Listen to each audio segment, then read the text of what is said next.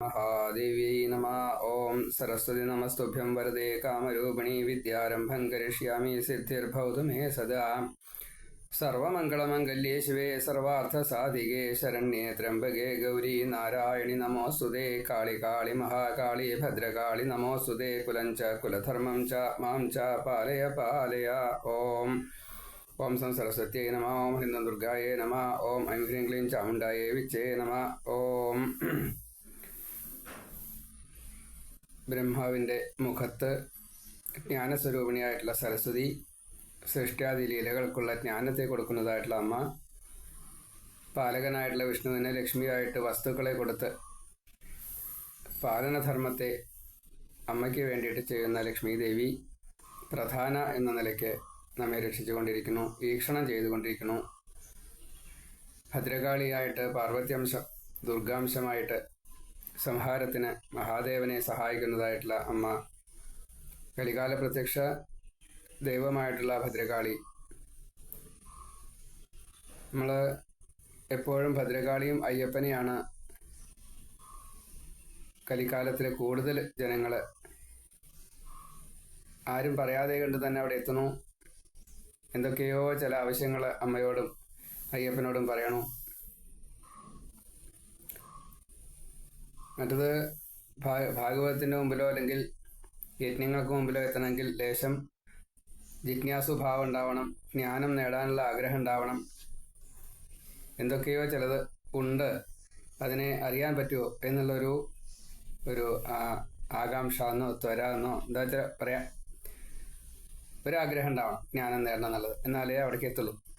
ഇപ്പം നല്ല ഉൾക്കാഴ്ച, അത് സുദർശനം, അതുണ്ടെങ്കിൽ മാത്രമേ അവിടേക്ക് എത്താൻ സാധിക്കുള്ളൂ. സരസ്വതിയായിട്ട് വന്ന് അതിനെ നമ്മൾ സരസ്വതിയെ പൂജിക്കുമ്പോൾ നമുക്ക് കിട്ടുന്നതായിട്ടുള്ള അമ്മയുടെ അനുഗ്രഹം ആ ജ്ഞാനത്തെയാണ്. അതേപോലെ മതം, അഹങ്കാരം, ചതി, ഈ ജ്ഞാനം കിട്ടുമ്പോൾ ആദ്യം ഉണ്ടാവുക നെഗറ്റീവ്സിനെ ഇല്ലാണ്ടാക്കാണ്. അത് ഭദ്രകാളിയാണ് നമുക്ക് തരാം. കാലം കൊണ്ട് മനസ്സ് ശുദ്ധീകരിച്ച് ക്രമേണ ജ്ഞാനിയായിട്ട് മാറലാണ് സരസ്വതിയായിട്ട് നമ്മളെ അനുഗ്രഹിക്കുമ്പോൾ ഉണ്ടാവുക. പക്ഷെ അത് ഭദ്രകാളിയായിട്ട് ചെയ്യുമ്പോൾ സംഹാരം വേഗം നടക്കും. അപ്പോൾ നെഗറ്റീവ്സിനെ വേഗം ഇല്ലാണ്ടാക്കാൻ ഭദ്രകാളിയാണ് നല്ലത്. അതേപോലെ തന്നെ വസ്തുക്കളെ നമുക്ക് തരണമെങ്കിൽ ലക്ഷ്മിയായിട്ടാണ് നമുക്ക് വരേണ്ടത്. അത് അല്പജ്ഞത്വം, അവിവേകം, ഇത് രണ്ടും വലിയ പ്രശ്നമാണ്. കുറച്ചറിവുണ്ട്, പക്ഷേ വേണ്ടത്ര വിവേകം ഉണ്ടാവില്ല. ജ്ഞാനത്തിൻ്റെ ഒരു ഘട്ടമുണ്ട്, ആ ഘട്ടം വരെയെങ്കിലും എത്തണം. അപ്പോഴേ നമുക്ക് വൈരാഗ്യത്തോട് കൂടിയിട്ട് ജീവിക്കാൻ സാധിക്കുള്ളൂ. മറ്റത് വിദ്വേഷം ഉണ്ടാവുക. എന്തെങ്കിലും എനിക്കൊന്ന് കിട്ടിയിട്ടില്ല വെച്ചാൽ അത് തരാത്തയാളോട് വിദ്വേഷം. അതിപ്പോൾ ഈശ്വരനായാലും ശരി, മനുഷ്യനായാലും ശരി, ബന്ധുവായാലും ശരി, ശത്രുവായാലും ശരി, അത്രയേ ഉള്ളൂ. അപ്പം അതിൽ നിന്ന് മോചനം നേടിയിട്ട് ഈ വിവേകത്തോട് കൂടിയിട്ട്, വൈരാഗ്യത്തോട് കൂടിയിട്ട് ജ്ഞാനിയായിട്ട് മുമുക്ഷുഭാവത്തിലെത്തണം. അപ്പം അതിന് ശുശ്രൂഷുഭാവത്തിൽ ജീവിക്കാറാവാൻ ലക്ഷ്മിയാണ് സഹായിക്കുക. യഥാർത്ഥത്തിലുള്ള ജ്ഞാനം എപ്പോഴാണോ പൂർണ്ണമായിട്ടും നമ്മിലേക്ക് എത്തിക്കുന്നത്, അപ്പോൾ എത്ര ബൃഹത്തായാലും ശരി, ഇഷ്ടമുള്ളത്, പ്രിയമുള്ളത്, അങ്ങനെ ആയാലും ശരി, അതിനൊക്കെ ആസക്തി ഇല്ലാതെ കണ്ട് ഒരു തവണ അനുഭവിച്ചു വെച്ചാൽ അനുഭവിച്ചു, അത്രയേ ഉള്ളൂ. അതിൽ കൂടുതൽ സംഭവിക്കില്ല.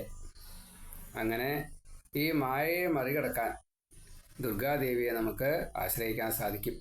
അപ്പോൾ വേറൊരു സഹായം പിന്നെ വേണ്ടാത്ത രീതിയിൽ നമ്മെ രക്ഷപ്പെടുത്തും. കാരണം എന്താ, ആവശ്യങ്ങൾ കുറയ്ക്കും. ഇത്ര മതി, ഇതുണ്ടായാലും മതി എന്ന നിലയ്ക്ക് ചുരുങ്ങി ചുരുങ്ങി ചുരുങ്ങി ചുരുങ്ങി വരും. അപ്പോൾ നമുക്ക് വേറെ ഒന്നും വേണ്ട. എതിർച്ഛാലാഭ തുഷ്ടി, എന്താണോ ഭഗവാൻ തരുന്നത്, ഭഗവതി തരുന്നത്, അത് മതി. അതുകൊണ്ട് ജീവിതം നിന്നോളും. 100 കൊല്ലം ജീവിക്കാൻ വിധിക്കപ്പെട്ടിട്ടുണ്ടെങ്കിൽ ഇതേ വേണ്ടൂ എന്നുള്ള ആ ഒരു ഉറപ്പിൽ നമ്മളെത്തും. ആ ഉറപ്പ് എത്താത്ത ഭാവമാണ് ആസുരഭാവം. അതിനെയാണ് വധിക്കേണ്ടത്. അപ്പോൾ ആ വധം നമുക്ക് ഭദ്രകാളിയാണ് ചെയ്തു തരാം. ആ ഭദ്രകാളിയാണ് ഇവിടെ വിഷ്ണുവിന് പ്രത്യക്ഷമായിട്ട് നിൽക്കുന്നത്. ആ വിഷ്ണുവിന് അനുഗ്രഹം കൊടുത്തത് ഈ ഭദ്രകാളിയാണ്.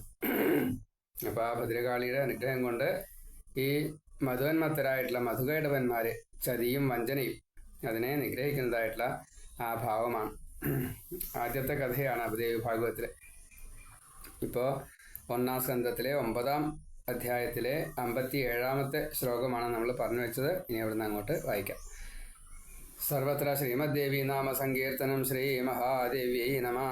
ഓം സുഗത ഉവാച ഇത്യുക്ത്വാ തൗ മഹാബാഹു യുദ്ധായ സമുപസ്ഥിതൗ വീക്ഷ്യ വിഷ്ണു ജഘാനാശു മുഷ്ടിനാത്ഭുതകർമ്മണ തൗ അപ്യതിബലോന്മത്തൗ ജഘ്നതുർമുഷ്ടിനാ ഹരിം. ഇങ്ങനെ അസുരന്മാർ പറഞ്ഞുകൊണ്ട് സൂതം പറയാണ്, മഹാപരാക്രമികളായിട്ടുള്ള 2 അസുരന്മാരും മധുകേടവന്മാര് യുദ്ധം ചെയ്യാൻ വേണ്ടിയിട്ട് തുടങ്ങി. വിഷ്ണുവിൻ്റെ അടുത്ത് ചെന്നു.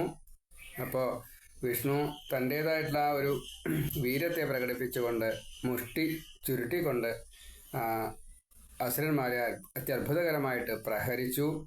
പരാക്രമശാലികളായിട്ടുള്ള അവരും വിഷ്ണുവിനെ തിരിച്ച് ഇങ്ങോട്ടും പ്രഹരിച്ചു. യുദ്ധത്തിൻ്റെ വർണ്ണനയാണ്. എന്ന് യുദ്ധത്തിനിറങ്ങി മഹാബാഹുക്കളാം അവർ ഇടിച്ചാൻ അത്ഭുതകരം മുഷ്ടിയാൽ ഹരിദൈത്യനെ പൂക്കാൽ മതിക്കും അവരും ഇടിച്ചാരാശു വിഷ്ണുവേ.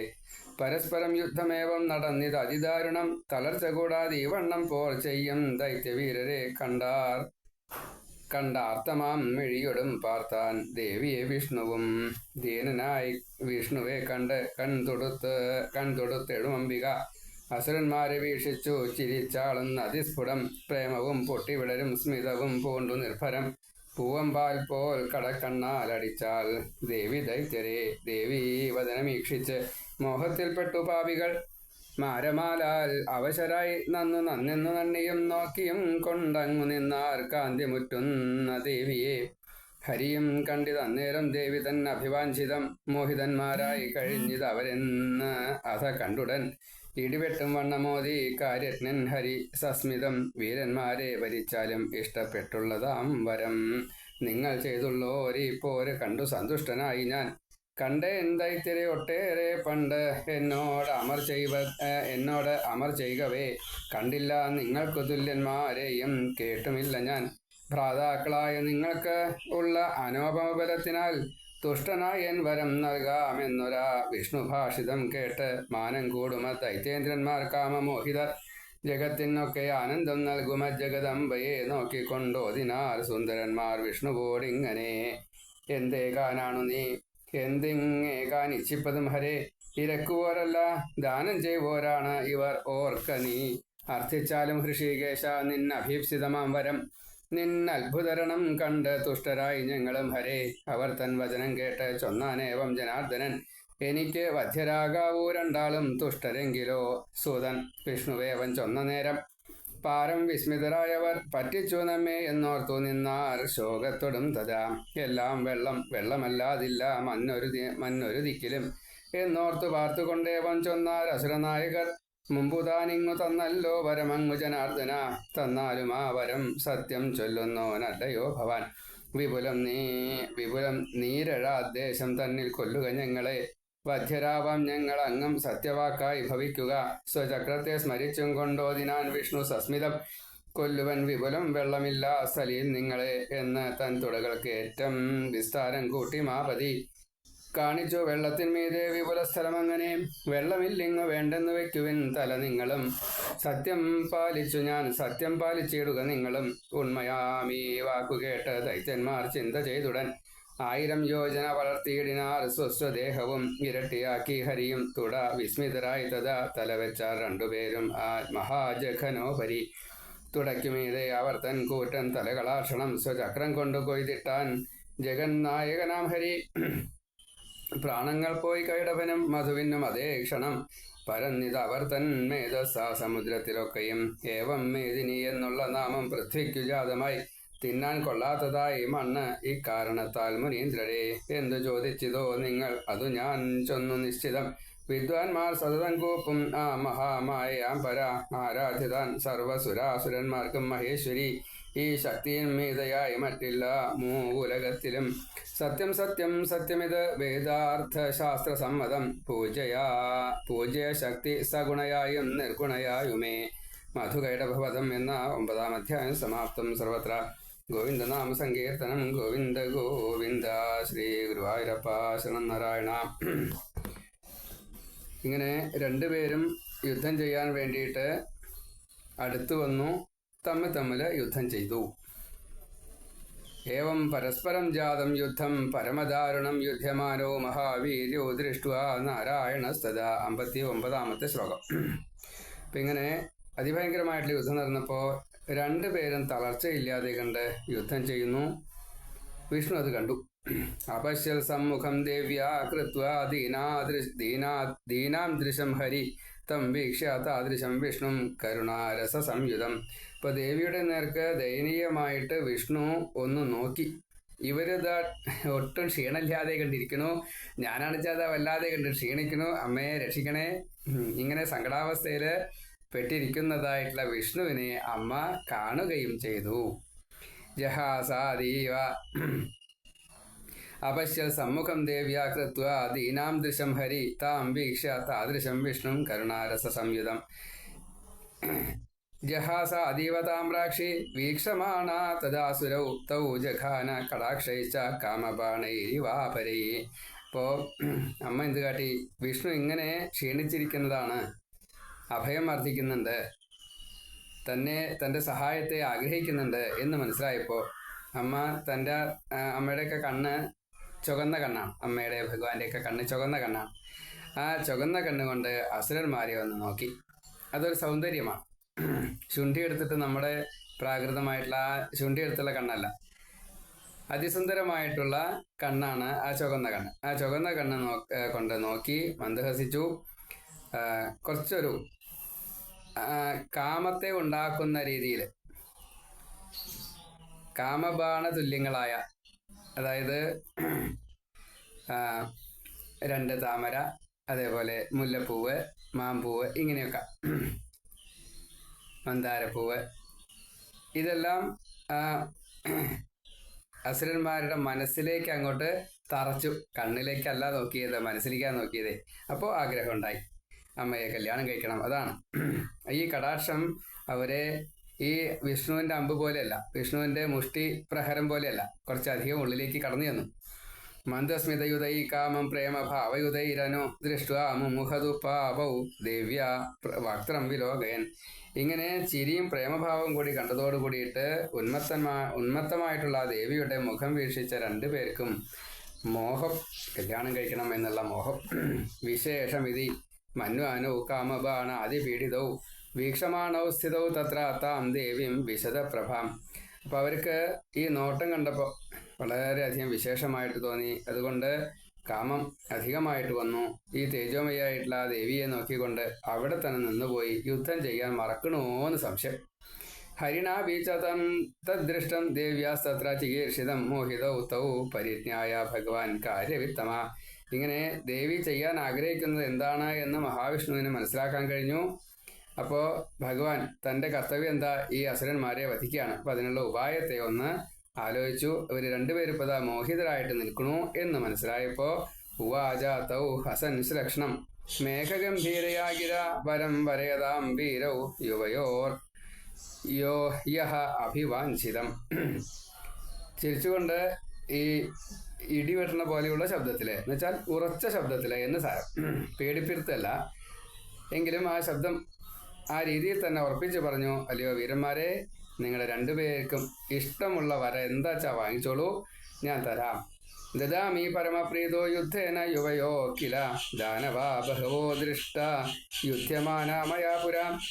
ഞാൻ നിങ്ങൾ ആഗ്രഹിക്കുന്ന വരം, അല്ലാണ്ട് അതിൽ ഒരു സംശയമില്ല. അത് തരാൻ പറ്റില്ല, ഇങ്ങനെയൊന്നും സംശയമില്ല. നിങ്ങൾ ആഗ്രഹിക്കുന്ന വരെ ഞാനത് തരും, എന്താ വെച്ചാൽ പറഞ്ഞോളൂ എന്ന് പറഞ്ഞു. ഞാൻ കാരണം നിങ്ങളുടെ യുദ്ധം കണ്ടിട്ട് അത്രയും സന്തുഷ്ടനാണ്.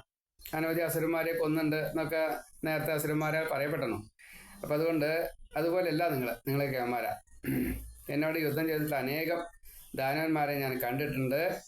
യുവയോः സദൃശ കോപി ന ദൃഷ്ടോ ന ച വൈ ശ്രുത തസ്മാൽ തുഷ്ടോസ്മി കാമം വൈ നിസ്തുലേന ബലേന ച. അതുകൊണ്ട് നിങ്ങൾക്ക് തുല്യനായിട്ട് ഒരുവനെ ഞാൻ ഇതുവരെ നിങ്ങളെ കണ്ടിട്ടില്ല.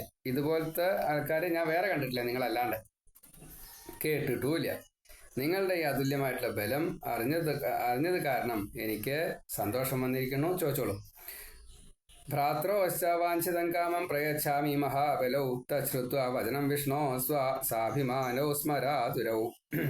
അപ്പം ഇങ്ങനെ മഹാവീരന്മാരായിട്ടുള്ള സഹോദരന്മാരായിട്ടുള്ള നിങ്ങൾക്ക് രണ്ടുപേർക്കും ഇഷ്ടമുള്ളത് എന്തോ അത് ഞാൻ നൽകാം. വിഷ്ണു ഇങ്ങനെ പറഞ്ഞത് കേട്ടപ്പോൾ കാമാതുരായിട്ടുള്ള അവർക്ക് കുറച്ചൊരു അഭിമാനം വന്നു. ഇത് അവമാനിക്കലല്ലേ വിഷ്ണു ചെയ്യണത് എന്നതാണ്. വീക്ഷമാണോ മഹാമായാം ജഗത് ആനന്ദകാരിണീം തമോജുശ്ച കാമാർത്തൗ വിഷ്ണും കമലലോചനവും. ഈ ജഗത്തിനെ മുഴുവൻ ആനന്ദത്തിലേക്ക് എത്തിക്കുന്നതായിട്ടുള്ള മഹാമായയെ നോക്കിയിട്ട് കാമാർത്തരായിട്ട് കണ്ണ് കലങ്ങിയിട്ട് ചുവന്ന കണ്ണൽ കൂടിയിട്ട് ആ അസുരന്മാരെ വിഷ്ണുവിനോട് പറഞ്ഞു, ഹരേ ന യാചക ആവാമാം ഹരേ ന യാചക ആവാവാം ത്വാം കിം ദാതും ഇഹ ഇച്ഛസി ദദാവ തുഭ്യം ദേവേശ ദാതാരൗ നൗ ന യാചകൗ. ഞങ്ങള് യാചകൗ ആവാം, ഹരേ ന യാചകൗ, ഞങ്ങൾ യാചകന്മാരല്ല, ആവാം ഞങ്ങൾ രണ്ടുപേരും, അഹം ആവാം വയം എന്നാണ്. ഞാൻ, ഞങ്ങൾ രണ്ടുപേർ, ഞങ്ങൾ എല്ലാവരും, കൂടുതൽ പേർ എന്ന് സാരം. അഹം ആവാം വയം. ഇവിടെ ആവാം, ഇവിടെ ഞങ്ങൾ യാചകന്മാരല്ല. ഞങ്ങൾക്ക് എന്തു നൽകാനാണ് നീ ആഗ്രഹിക്കുന്നത്? അത് ഞങ്ങൾ നിനക്ക് തരാം. ഞങ്ങൾ ദാതാക്കളാണ്, വാങ്ങുന്നവരല്ല. ദാനം കൊടുക്കുന്നവരും ദാനം വാങ്ങുന്നവരുണ്ട്. ഞങ്ങൾ ദാനം കൊടുക്കുന്നവരാ, അല്ലാണ്ട് വരം കൊടുക്കുന്നവരാണ്, അല്ലാണ്ട് വരം വാങ്ങണവരല്ല. പ്രാർത്ഥയാ ത്വാം ഹൃഷികേശ മനോഭിലഷിതം വരം തുഷ്ടൗ സ്വഹ തവ യുദ്ധേന വാസുദേവാത്ഭുതേന ച. അല്ലയോ ഹൃഷികേശ, മനസ്സിന് ഇഷ്ടപ്പെട്ടതായിട്ടുള്ള വരം എന്താണോ അത് ചോദിച്ചോളൂ. ഈ അത്യത്ഭുതകരമായിട്ടുള്ള ഈ യുദ്ധത്തില് കുറെ കാലം യുദ്ധം ചെയ്തിരുന്നു കേട്ടോ. അതുകൂടെ വർണ്ണിച്ചിട്ടില്ല എന്ന് മാത്രമേ ഉള്ളൂ. രണ്ടുപേരും അങ്ങോട്ടും ഇങ്ങോട്ടും മുഷ്ടി യുദ്ധം നന്നായിട്ട് ചെയ്തു എന്ന് മാത്രമേ പറഞ്ഞിട്ടുള്ളൂ. മറ്റു പലതും അവിടെ ചെയ്തിട്ടുണ്ട്. ഹേ വാസുദേവ, ഞങ്ങൾ സന്തുഷ്ടരായിരിക്കണം. എന്താ വേണ്ടത്? തയോ സദ്വചന ശ്രുത്വ പ്രത്യുവാച ജനാർദ്ദന ഭവേദാ മധ്യമേ തുഷ്ടൗ മമ വധ്യൗ ഉഭൗ അപി. മമ വധ്യൗഭാവപി മമ വധ്യൗ ഉഭൗ അപി. തയോഹോ തദ് വചന ശ്രുത്വ. ആ സമയത്ത് അവരുടെ വാക്ക് കേട്ട് കഴിഞ്ഞപ്പോൾ ജനാർദ്ദനൻ പറഞ്ഞു, എന്താണ്? എന്നിൽ നിങ്ങൾ സന്തോഷിച്ചിരിക്കുന്നു, ഞാൻ നിങ്ങളോട് വരം വാങ്ങണം എന്ന് നിങ്ങൾക്ക് ആഗ്രഹം ഉണ്ട് വെച്ചാൽ ഞാൻ വരം വാങ്ങാം. നിങ്ങൾ ഇപ്പം തന്നെ എൻ്റെ കൈ കൊണ്ട് മരിക്കണം. മമ വധ്യൗ ഉഭൗ അഭി. രണ്ടുപേരും എൻ്റെ കൈ കൊണ്ട് ഇപ്പോൾ മരിക്കണം. പറ്റുമോ? സമ്മതല്ലേ? വരം തരണം. നീ വാക്ക് മാറ്റാൻ പറ്റില്ല കേട്ടോ, സത്യം ചെയ്തെന്നവരെ. അതാണ്. സൂത ഉവാച തശ്രുത്വ വചനം വിഷ്ണോഹോ ദാനവൗ ചാതിവിസ്മിതൗ വഞ്ചിതൗ ഇതി മന്വാനൗ തസ്ഥതു ശോക സംയുതൗ. വിഷ്ണുവിൻ്റെ വാക്ക് കേട്ട് കഴിഞ്ഞപ്പോൾ ദാനവന്മാരായാലും ഈ സൂത്രശാലികളായിട്ടുള്ള അസുരന്മാർക്ക് അബദ്ധം പറ്റി. ഇത് വല്ലാത്തൊരു അബദ്ധമായില്ലോ. അവർക്ക് അത്ഭുതമായി, വഞ്ചിക്കപ്പെട്ടിരിക്കണമല്ലോ. അവർക്ക് കുറച്ച് ദുഃഖവും വന്നു. ഇനി എന്താ ചെയ്യാ? വിചാര്യ മനസാ തൗ തു ദാനവോ വിഷ്ണു മൂചതു പ്രേക്ഷ്യ സർവം ജലമയം ഭൂമിം സ്ഥലവിവർജിതാം. എല്ലാ ദിക്കിലും ജലാണ്. നോക്കിയപ്പോളേ 4 പേരും നോക്കിയപ്പോൾ മുഴുവനെ ജല. ഇതെന്താ അത് ഇങ്ങനെ? അങ്ങനെ എല്ലാ ദിക്കിലും ജലമുണ്ട്. അപ്പം ഇതൊരു ഉപായമായിട്ട് എടുക്കാം എന്ന് രണ്ടുപേരും ആലോചിച്ചു. വിഷ്ണുവിനോട് പറഞ്ഞു. എന്താ വിഷ്ണുവിനോട് പറഞ്ഞത്? ഹരേ യോയം പരോദത്തസ്ത്വയാ പൂർവം ജനാർദ്ദന സത്യവാഗസി ദേവേശ ദേഹീതം വാഞ്ചിതം വരം. അല്ലയോ ജനാർദ്ദന, നീ നേരത്തെ തന്നെ ഞങ്ങൾക്ക് വരം തരാമെന്ന് സമ്മതിച്ചതല്ലേ? ഇപ്പം ഞങ്ങൾ അങ്ങോട്ട് വരാൻ തരാമെന്നാ പറഞ്ഞതേ. അപ്പോഴാണ് അവർ മാറ്റി പറയണത്. എന്താ മാറ്റി പറഞ്ഞത്? ഞങ്ങൾക്ക് നേരത്തെ വരം തരാമെന്ന് നിങ്ങൾ പറഞ്ഞില്ലേ വിഷ്ണു? അപ്പം അതുകൊണ്ട് ആ വരം ഞങ്ങൾക്ക് തന്നോളൂ. ദേവേശ, നീ സത്യം പറയണവനല്ലേ? ഇവരെ കൊണ്ട് സത്യം ചെയ്യിച്ചു. പക്ഷെ വിഷ്ണുവിന് സത്യം ചെയ്യിക്കേണ്ട ആവശ്യമില്ല. വിഷ്ണു സത്യം പറയണ ആളാണ്. അതുകൊണ്ട് സത്യം ചെയ്യുന്ന ആളല്ലേ, സത്യമല്ലേ പറയാറുള്ളൂ. അതുകൊണ്ട് നിർജ്ജലേ വിപുലേ ദേശേ ഘനസ്വ മധുസൂദന മധ്യാവാം മധ്യൗ ആവാം തു ഭവതാ സത്യവാഗ് ഭവ മാധവ. മധുസൂദന, അതുകൊണ്ട് ജലമില്ലാത്ത വിസ്തൃതമായിട്ടുള്ള സ്ഥലത്ത് വെച്ച് ഞങ്ങളെ കൊല്ലണം. അത് ജലമില്ലാത്ത സ്ഥലത്ത് വേണം. ഞങ്ങളെ അങ്ങേക്ക് കൊല്ലാൻ കഴിയും, ഇല്ല എന്ന് പറയണില്ല. പക്ഷേ ജലമില്ലാത്ത സ്ഥലത്ത് വേണം. എന്നിട്ട് സത്യം പറയുന്നവനായിട്ട് ഭവിച്ചാലും അത് കുട്ടിയെ പറ്റില്ല എന്ന് അവർ കണക്കാക്കിയ. കാരണം സർവത്ര വെള്ളമാണ്, ഇവിടെയും വെള്ളമില്ലാത്തൊരു സ്ഥലം കാണാനില്ല. സ്മൃത്വാ ചക്രം തഥാ വിഷ്ണുസ്താവോ ഉവാചാഹ സൻഹരി ഹന്മ്യദ്യ വാ മഹാഭാഗോ നിർജ്ജലേ വിപുലേ സ്ഥലേ. അപ്പോൾ ഭഗവാൻ ഉടനെ തന്നെ, ഭഗവാന്റെ കയ്യിലുണ്ട് സുദർശന ചക്രം, അതിനെ ഒന്ന് കാണിച്ചോട്ടെ വിചാരിച്ചിട്ട്, എല്ലാവരും കണ്ടോട്ടെ വിചാരിച്ച് സ്മരിച്ചു. അപ്പോൾ ചക്രം അവിടെ വന്നു. പിന്നെ നല്ലോണം ഒന്ന് ചിരിച്ചിട്ട് മറ്റേ അസുരന്മാരോട് പറഞ്ഞു, മഹാഭാഗ്യവാന്മാരാണ് നിങ്ങളെ രണ്ടുപേരെയും ഇന്ന് ഞാൻ ജലമില്ലാത്ത വിസ്തൃതമായിട്ടുള്ള സ്ഥലത്ത് വെച്ച് കൊല്ലുന്നുണ്ട്. അതവര് വിചാരിച്ചില്ല, അങ്ങനെ പറയുന്നുണ്ട് വിചാരിച്ചില്ല, എന്നിട്ട് വേണ്ട ചെയ്യുന്നുള്ള വിചാരിക്കാൻ. ഇത്യുക്ത്വാ ദേവദേവേശ ഊരു കൃത്വാ അതിവിസ്തൃതൗ ദർശയാമാസ തൗ തത്ര നിർജ്ജലം ച ജലോപരി. ഇങ്ങനെ പറഞ്ഞിട്ട് ദേവദേവനായിട്ടുള്ള മഹാവിഷ്ണു തൻ്റെ തുടകള് വളരെയധികം വിസ്തൃതമാക്കി ജലത്തിന് മുകളിലത്തെ ജലമില്ലാത്ത സ്ഥലമാക്കിയിട്ട് അവരെ കാണിച്ചു.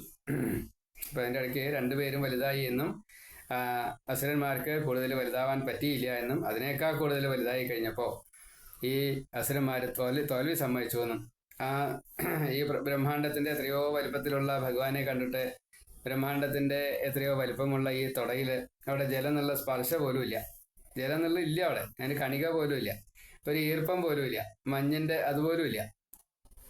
അവിടെ വെച്ചിട്ടാണ് അവരെ വധിക്കണത്.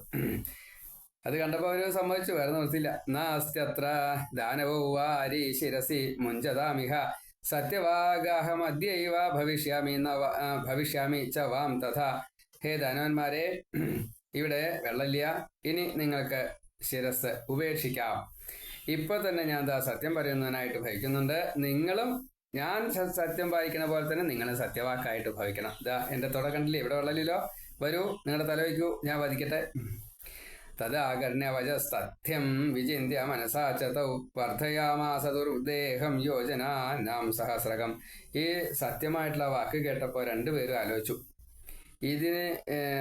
ഇരുവർക്കും തങ്ങളുടെ ശരീരം 1000 ലോചന വലുപ്പമുള്ളതാക്കി അവരെ വീണ്ടും വീണ്ടും വലുതാവാൻ വേണ്ടിയിട്ട് തുടങ്ങി. ഭഗവാൻ ദ്വിഗുണം ചക്രേ ജഘനം വിസ്മിതൗ തഥാ ശീർഷേ സന്ദധാം തത്ര ജഘനെ പരമാത്ഭുതേ. ഇപ്പൊ ഭഗവാൻ അവര് മറ്റേ ഈ 10,000-കണക്കിനാണ് യോജന വിസ്തൃതമാക്കി വെച്ചാൽ ഭഗവാൻ ലക്ഷക്കണക്കിന് യോജന വലുതാക്കി, അത്രേ ഉള്ളൂ. അപ്പൊ ഇത് കണ്ടപ്പോൾ അത്ഭുതപ്പെട്ടു. കാരണം അവര് കൂട്ടിയാൽ പറ്റാത്ത രീതിയിൽ അവിടെ വലുതാവണതേ, ശരീരം മൊത്തം വലുതാവുന്നുണ്ട്, അതിനനുസരിച്ച് തുടങ്ങി വലുതാവുന്നുണ്ട്. രഥാംഗേന തദാച്ഛിന്നേ വിഷ്ണുന പ്രഭവിഷ്ണുന ജഘനോ പരിവേഗേന പ്രകൃഷ്ടേ ശിരസീതയോ. ഇങ്ങനെ ഏത് രൂപവും കൈക്കൊള്ളാൻ കഴിവുള്ള അസുരന്മാരും ഏത് രൂപവും എത്ര വലുതാവാനും കഴിവുള്ള മഹാവിഷ്ണുവും തമ്മിലുള്ള മത്സരത്തില് അസുരന്മാര് തോറ്റു. അപ്പൊ ഈ വിഷ്ണുവിന്റെ തുടകൾക്ക് വലിപ്പം വളരെ കൂടുതലാണ്, നമ്മൾ കൂട്ടിയാൽ പറ്റില്ല, അതുകൊണ്ട് വെച്ചുകൊടുക്കല്ലേ ചോദിച്ചു അവര് തമ്മിൽ. ശരി, വെച്ചുകൊടുക്കുക, തല വെച്ചു കൊടുത്തു. അങ്ങനെ തുടയിൽ കെട്ടിയതായിട്ടുള്ള ഈ വെള്ളമില്ലാത്ത സ്ഥലത്ത് കെട്ടിയതായിട്ടുള്ള ഈ മധുകൈടവന്മാരുടെ തലകള് ഗതപ്രാണവും തഥാ ജാതോ ദാനവോ മധുകൈടഭോ സാഗര സകലോ വ്യാപ്ത സദാ വൈ മേധസ തയോ. അപ്പോൾ തന്നെ മധുകൈടവന്മാരുടെ ജീവൻ വിഷ്ണു സുദർശനചക്രം കൊണ്ട് ഛേദിച്ചു. ഛേദിച്ചു കഴിഞ്ഞപ്പോഴോ ആ സമുദ്രത്തില് മുഴുവൻ, ഇത്രയും വലിയ ശരീരമാണ് മധുകൈടവന്മാരുടെ, അത് മുഴുവൻ അതിലങ്ങോട്ട് ലയിച്ചു. മേദിനി തതോ ജാതം നാമ പൃഥ്വ്യാ സമന്തത അഭക്ഷ്യ മൃത്തികാതേന കാരണേന മുനീശ്വര. അതുകൊണ്ട് ഈ ഭൂമിക്കാകെ മേദിനി എന്നൊരു പേരുണ്ടായി. കാരണം മേധസ് കലർന്നു, അതുകൊണ്ട് മേദിനി എന്നുള്ള പേരുണ്ടായി. അതുകൊണ്ട് അല്ലയോ ശൗനകാദി മഹർഷിമാരെ, സൂതം പറയാ, മണ്ണ് തിന്നാൻ യോഗ്യമല്ലാത്തതായി തീർന്നു. അപ്പൊ അതുവരെ മണ്ണ് തിന്നാൻ പറ്റുമായിരുന്നു. ഈ മധുകൈടവന്മാരുടെ മേധസ് അതിലേക്ക് അങ്ങോട്ട് ചേർത്ത് കഴിഞ്ഞപ്പോഴാണ് വിഷ്ണുവിനാൽ ഇപ്രകാരത്തിലെ മധുകൈടവന്മാരെ വധിച്ചപ്പോൾ ഉണ്ടായിട്ടുള്ള മേധസ്സിലെ, അതുകൊണ്ടാണ് അത് തിന്നാൻ പറ്റാണ്ടായത് എന്ന് സൂതൻ ശൗനകാദി മഹർഷിമാരോട് പറഞ്ഞു. ഇതിവ കഥിതം സർവം യൽ പൃഷ്ടോസ്മി സുനിശ്ചിതം മഹാവിദ്യ മഹാമായ സേവനീയ സദാ ബുധൈ. എന്ത് അറിയാനാണോ നിങ്ങൾ എന്നോട് ചിലത് ചോദിച്ചത്, അത് ഞാൻ ഇതാപ്പം നിങ്ങളോട് പറഞ്ഞിരിക്കണു, മുഴുവനായിട്ടും പറഞ്ഞിരിക്കണു. വിദ്വാൻമാരാൽ സദാ ഉപാസിക്കപ്പെടേണ്ട ഭാവത്തിലാണ് ഈ ബ്രഹ്മരൂപിണിയായിട്ടുള്ള സകലസ്വരൂപിണിയായിട്ടുള്ള ഈ ഭദ്രകാളിട്ടോ, മഹാവിദ്യാസ്വരൂപിണിയായിട്ടുള്ള മഹാലക്ഷ്മിയായിട്ടുള്ള മഹാകാളിയായിട്ടുള്ള ഈ മഹാമായ. ഇപ്പൊ 4 ഭാവമാണ്. കാളി, ലക്ഷ്മി, സരസ്വതി, ദുർഗ, ഈ 4 ഭാവമാണ് നമ്മൾ സാധാരണഗതിയിൽ സേവിക്കാറ്. അതിൽ ദുർഗാപൂജയാണ് എല്ലാവരുടെയും സൃഷ്ടാവ് എന്ന നിലയ്ക്ക്. കാളിയായാലും ലക്ഷ്മിയായാലും വാണിയായാലും ഒക്കെ ദുർഗയിൽ നിന്ന് വന്നതാണ്. അതുകൊണ്ട് ദുർഗയാണ് നമ്മൾ പൂജിക്കാറ്. അപ്പോൾ ദുർഗാപൂജ ചെയ്യുന്ന സ്ഥലത്ത് വേറെ ഉപദേവതകളൊക്കെ ഉണ്ടാവും. ചില ചില ദേവീക്ഷേത്രങ്ങളിൽ ക്ഷേത്രവും കാവും തമ്മിലുള്ള വ്യത്യാസം, ക്ഷേത്ര സങ്കല്പത്തിലുള്ള എല്ലാ വിധിപ്രകാരമാവും ആ അമ്പലം നിർമ്മിച്ചിട്ടുണ്ടാവുക. മുഖമണ്ഡപം തൊട്ടുള്ള പലതും, സപരിവാര പ്രതിഷ്ഠ, അങ്ങനെ ഉള്ളിലും പിന്നെ നാലമ്പലവും, അത് കഴിഞ്ഞ് പുറത്തും പരിവാരങ്ങൾ, പുറത്തെ പരിവാരങ്ങൾ, ബലിക്കല്ല്, കൊടിമരം, ഇങ്ങനെയുള്ള അതാണ് ക്ഷേത്ര സങ്കല്പം. കാവുകൾക്ക് അതുണ്ടാവില്ല. താൽക്കാലികമായിട്ട് പൂരോത്സവം എന്തെങ്കിലും വരുമ്പോൾ അന്നൊരു കൊടിയൊക്കെ കൊടിമരം നാട്ടുന്നല്ലാതെ കണ്ട് ഒരു പക്ഷേ സാമ്പത്തികം ധാരാളമുള്ള ദിക്കിലാച്ചാൽ കൊടിമരം സായി ആയിട്ടുണ്ടാവും എന്നേ ഉള്ളൂ. എല്ലാ ദിക്കിലും ഈ പരിവാര പ്രതിഷ്ഠയോ മറ്റു കാര്യങ്ങളൊന്നും ഉണ്ടാവില്ല. തൂവാൻ വേണ്ടിയിട്ട് വേണിച്ചാൽ ഒരു പക്ഷേ അകത്ത് പരിവാരങ്ങൾ ഉണ്ടായിന്ന് വരാം, അത്രയ്ക്കൊക്കെയാണ്. മൊത്തം ഉണ്ടാവില്ല എന്ന് സാരം. കാവും ഈ അമ്പലവും ക്ഷേത്രവും തമ്മിലുള്ള ചെറിയൊരു വ്യത്യാസമുണ്ട്. അപ്പോൾ ഇവിടെ ക്ഷേത്ര സങ്കല്പത്തിലാണ് സാധാരണ ദുർഗാദേവി ഇരിക്കാറ്. മറ്റത് വളരെ കുറവാണ്. ഉണ്ട്, ഇല്ല എന്നല്ല, ഇല്ല എന്ന് പറയുന്നില്ല, എങ്കിലും ക്ഷേത്രത്തിലൊക്കെ മിക്കവാറും ക്ഷേത്രം സങ്കല്പത്തിലെ ദുർഗാദേവിയായിട്ട് സാധാരണ ഇരിക്കാറുള്ളൂ. അങ്ങനെയാണ്, അതിന് പ്രാധാന്യം കൂടുതലുണ്ടേ. അപ്പം അങ്ങനെയുള്ള ദേവിയെ എല്ലാവരും ഉപാസിക്കാൻ തുടങ്ങി എന്ന് സാരം. അപ്പോൾ ഏത് ഭാവത്തിലിരുന്നാലും ശരി, സരസ്വതിയായിട്ടായിരിക്കണ വെച്ചാൽ ഓ ആയിക്കോട്ടെ, അവിടെ കാളി, ഓ കാളി, കാളിയാണ് ധാരാളം ഉണ്ടാവുക. എന്തെങ്കിലും കാരണം കൊണ്ട് അവിടെ ഒരു ദേവി സാന്നിധ്യം ഉണ്ടാവും, അത് കാളിയായിട്ട്. ഭദ്രം കലയദേവി ഭദ്രകാളിയായിട്ട് അങ്ങനെ കാണാം. അപ്പം അങ്ങനെ ഉപാസിക്കും. ആരാധ്യ പരമാശക്തി സർവൈരവി സുരാസുരൈ നാഥ പരതരം കിഞ്ചിതധികം ഭുവനത്രയേ. അപ്പം ഈ തട്ടകത്തമ്മയായിട്ടിരിക്കുന്ന ദേവിയെ ദേവന്മാരും അസുരന്മാരും എല്ലാവരും വന്നിട്ട് ആരാധിക്കും. അതങ്ങനെയാണ്, അതിൻ്റെ ഒരു രീതി അങ്ങനെയാണ്. അതിന് അതീതമായിട്ടുള്ള മറ്റൊരു ശക്തി ഇല്ലാത്തത് കൊണ്ട് ഈ മഹാമായെ എല്ലാവരും പൂജിക്കും. കാരണം പ്രകൃതിയിൽ നിലനിൽക്കണ്ടേ, ഈ അമ്മയുടെ സഹായം ഇല്ലാതെ കൊണ്ട് പറ്റില്ല. അതെ, സത്യം സത്യം പുനഃസത്യം വേദശാസ്ത്രാർത്ഥ നിർണയ പൂജനീയ പരാശക്തി നിർഗുണ സഗുണ അഥവാ. ഇത് സത്യമാണ്, സത്യം സത്യം തന്നെയാണ്. വേദശാസ്ത്രങ്ങൾക്ക് സമ്മതവുമാണ്. വേദാദികൾക്ക് അറിവ് തരുന്നതായിട്ടുള്ള 19 തരത്തിലുള്ള ഗ്രന്ഥങ്ങൾക്കും ഇത് സമ്മതമാണ്. സഗുണഭാവത്തിലായാലും നിർഗുണഭാവത്തിലായാലും പൂജിക്കപ്പെടണം ഈ ഭദ്രകാളി. ഭദ്രകാളി എന്ന് മാത്രമല്ല കേട്ടോ, ഭഗവതി എന്ന് സാരം. അപ്പോൾ ഏത് ഭാവത്തിലായാലും വേണ്ടില്ല, അത് അമ്മയുടെ ഏത് രൂപത്തിലായാലും വേണ്ടില്ല, അത് നമ്മൾ പൂജിക്കണം. നമ്മൾ മാത്രമല്ല, ദേവന്മാരും ഋഷികളും പിതൃക്കളും എല്ലാവരും പൂജിക്കണം, ജീവജാലങ്ങളും ഒക്കെ പൂജിക്കണം. അപ്പോൾ പിന്നെ നമ്മളും പൂജിക്കണ്ടേ, അത്രയേ ഉള്ളൂ. ഇങ്ങനെ പൂജിക്കപ്പെടേണ്ടവനാണ് സത്യം. ഇങ്ങനെ പറഞ്ഞു. ഇത് ശ്രീമദ് ദേവി ഭാഗവതേ പ്രഥമസ്കന്ധേ നവമോധ്യായ സമാപ്ത സർവത്ര. ശ്രീമദ് ദേവി നാമ സങ്കീർത്തനം. ശ്രീ മഹാദേവിയെ നമ. പ്രഥമസ്കന്ധം, 1-ാം സ്കന്ധം, 9-ാമത്തെ അധ്യായം, 87 ശ്ലോകങ്ങൾ 3 ഭാഗങ്ങളായിട്ടാണ് പറഞ്ഞിരിക്കുന്നത്. ഇനി അടുത്തത് 10-ാമത്തെ അധ്യായം. അവിടെ ശ്രീശുക മഹർഷിയുടെ ജന്മം, മഹാദേവന്റെ അനുഗ്രഹം കൊണ്ട് വ്യാസന് പുത്രനായിട്ട്, അതും യോനിജനല്ല അയോനിജനായിട്ട്, അരണിയിൽ ജാതനായിട്ടുള്ള രീതിയിൽ അഗ്നിപ്രഭാവത്തോട് കൂടിയിട്ട് ഉണ്ടായ ശ്രീശുക മഹർഷിയെ നമുക്ക് കാണാം. അത് നാളെ പറയാം. സർവത്ര ശ്രീമദ് ദേവി നാമ സങ്കീർത്തനം. ശ്രീ മഹാദേവ്യൈ നമഃ.